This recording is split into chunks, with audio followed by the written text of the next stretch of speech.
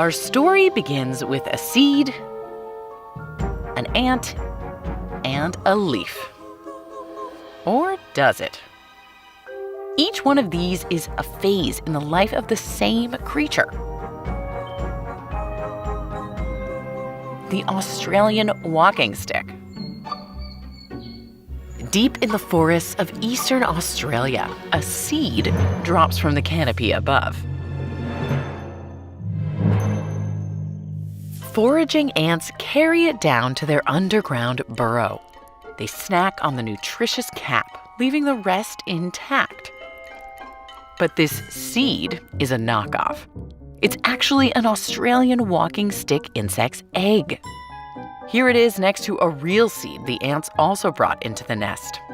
The delicious part of this real seed is called the eliasome, and the same part on the egg is called the capitulum.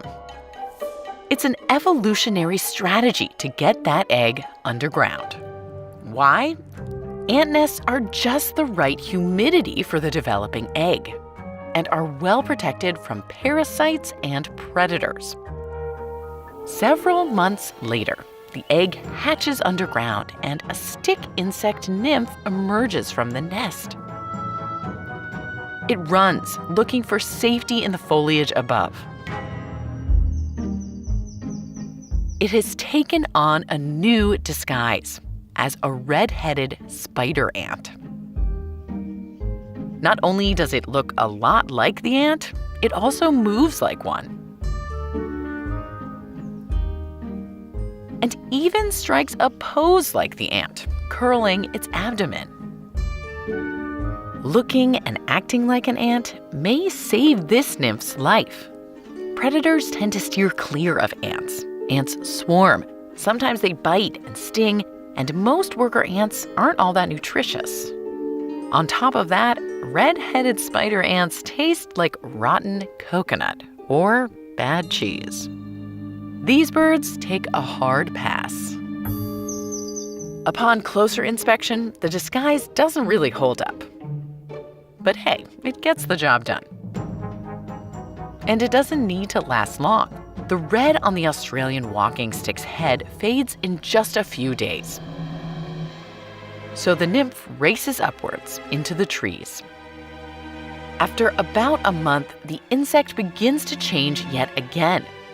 It will molt 6 times, perfecting its final costume as it grows into an adult. That frenetic ant energy gives way to a gentle swaying, like a leaf in the breeze. Nothing to see here, predators. The insects graze all day, mostly on eucalyptus leaves, plumping up and growing as long as your palm. Adults vary in color. Some even take on the green ruffled shape of a lichen. You might think it'd be hard to find each other with all this camouflage, but they communicate with pheromones, so no problem. Sometime after mating, the female lays her eggs, and the cycle begins again. The fake seed and pretend ant phases are more than just protection from parasites and predators.